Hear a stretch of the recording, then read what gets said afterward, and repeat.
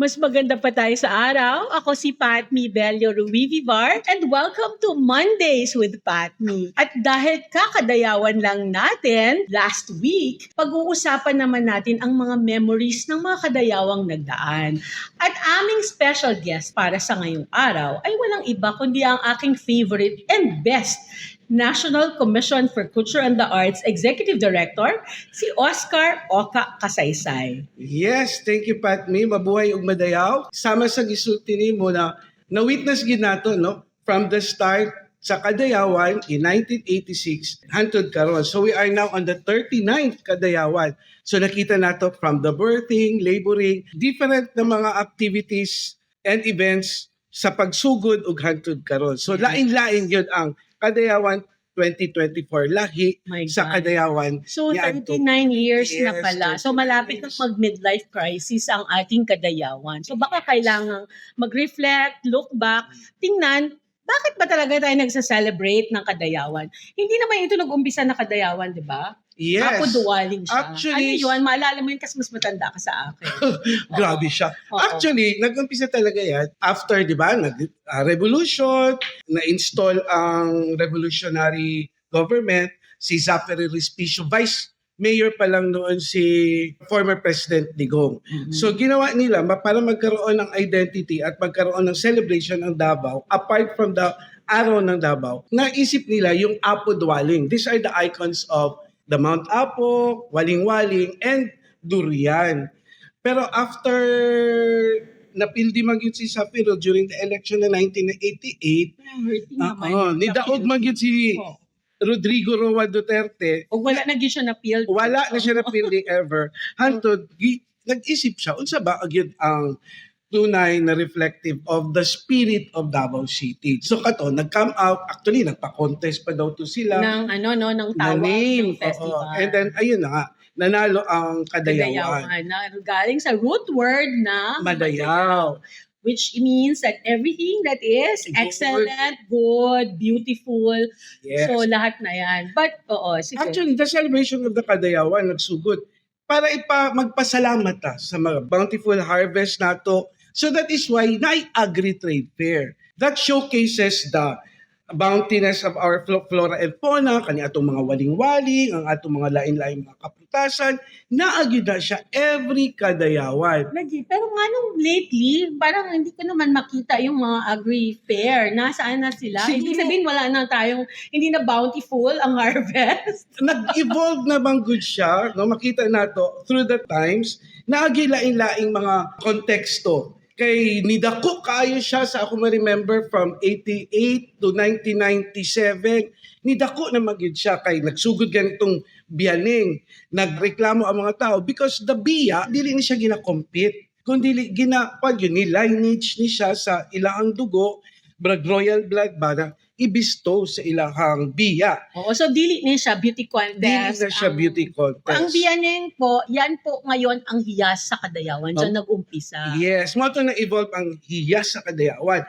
And during that time, hiyas sa Kadayawan, the gem of the festival, nakita nga, pwede ni siya lalaki, babae. Kaya when we talk of gem, wala man na siya gender. So, hantod na ay mga debate, nasuko to si Mayor Duterte. Nga nung magsige ba mag-debate, back to basic. Kung sa pagidang ato ang gina-celebrate, the gem, no. Ang lalaki, ang babae, dili.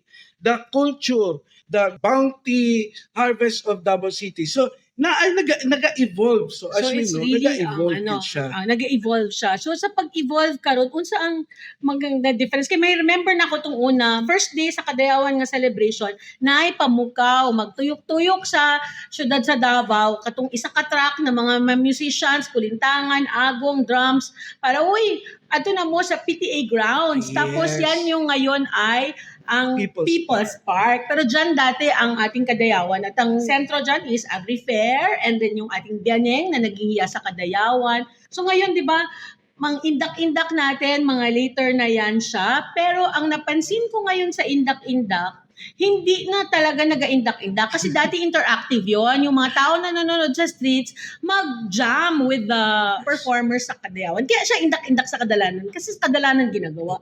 Ngayon, direct, kasi nag-judge ka man talaga ng mga indak-indak. So, anong ngayon? So siguro sa nakita sa mga organizer, nakita nila the convenience para sa mga tao, kailangan makita ang tanang performers, gi-elevate na nila. Nagkaroon na ng stage. A literal na elevation. Yes, pala ito, elevation. May So, stage. Oo. may stage na siya, and because of technology, naano tayong mga LED wall para makita ang mga images of what is going on sa katong mga lagyo.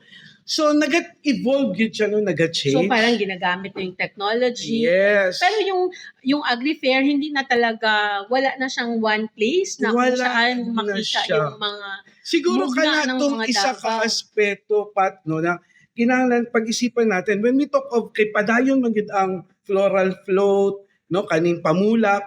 Pero unsa ba ang atong gihimo para Nato kay mahimo bulak? gid siyang Sa mga flora float ba? precisely, that is the question. Dapat tutukan nato unsa para pagpadaghan pa ani mga bulak, pagpadaghan sa mga purtasan. So did we, for example, government unsa ang gihimo nato para ma-sustain ni siya? Kailangan. Ang private sector tinabangay. So siguro katong isa ka aspect na private and public partnership na we really have to ayuson. continue. Yes, to Oo. continue. Yun. At saka sa tingin ko, isa din, no, kasi memories mo ito ng Kadayawan, siguro yung active masyado yung ating collaboration ng private sector, ang ating mga deputy mayor, sila talaga yung nangunguna sa celebration, sa planning, conceptualization, implementation. Sila yung nandun. At maalala ko, pantay-pantay yung support na binibigay ng gobyerno sa lahat ng tribo, regardless kung whether bongga ba yung kanilang presentation or hindi, ang kanilang exhibit o hindi. No? So, kasi equitable distribution of resources, yan din yung parang value ng celebration ng Kadayawan, sharing everything. Yes, isa siguro na. Mao lang dapat i-consider as we continue, we have to look into kung unsa ba itong mga different factors, no? Para ma-sustain din na to ang celebration. So, usang atong advice, direct, mag-40 naman ang ating Kadayawan. Ano sa tingin mo, based dun sa mga lessons learned natin sa previous festivals na ginawa natin, paano natin pagandahin ang next Kadayawan natin? Paano pa siya maging better para excellent? Kasi di ba dapat nag-level up din in terms of quality. Yes. Oo. Ang isa ka aspeto siguro diyan, the organizer, magkaroon ng thorough contextualization and siguro, i-look back na to, unsa ba gyud ang gusto nato, direction na we have to take para maayos nato ang mga different factors. Kay lain-lain na gyud, nag-change gyud ang mga panahon, and then siguro katong wala na ibulak, unsa ba ang alternative, para mapakita pagyapon na to ang esensya and the spirit of Kadayawan. So, I baka think hindi na ito that's- maging pamulak kasi wala ng bulak. Ngayon, ang sinasabi mo direct. Bili, unsaon nato ang pagtabang, mas papadaghan pa ang bulak. Mas So, papadaghan pa ang prutas. dapat ipadaghan pa ang fruit. Unsa nga suporta in terms of policy, in terms of programs para ang atong mga industries no na gina-showcase nato sa agri-industrial The creative industry maging within bountiful gayon ang the harvest. celebration. And para naman sa ating pag-promote ng ating cultural heritage, yung ating indigenous culture, ano naman ang kailangan nating gawin? Yun, number one, kailangan mag-uusap-usap at i-strengthen nato ang unity from among the different cultural communities, ethno-linguistic, para mapakita nato unsa ba gyud ang ilahang gina-push forward na mga katungod and unsa pa itong mga gina-celebrate nila within their community. And kita, as spectators, at makarespeto ta and masabtan po nato kung how we are doing all this. And dapat, mas interactive din. Kasi gusto natin, hindi lang may i-celebrate iba-ibang culture, kundi mag-integrate tayo, social cohesion. And so, mga taga-Davao at lahat ng kaibigan ng mga taga-Davao, happy Kadayawan at sana araw-araw nating i-celebrate ang Kadayawan. Direct, anong message mo?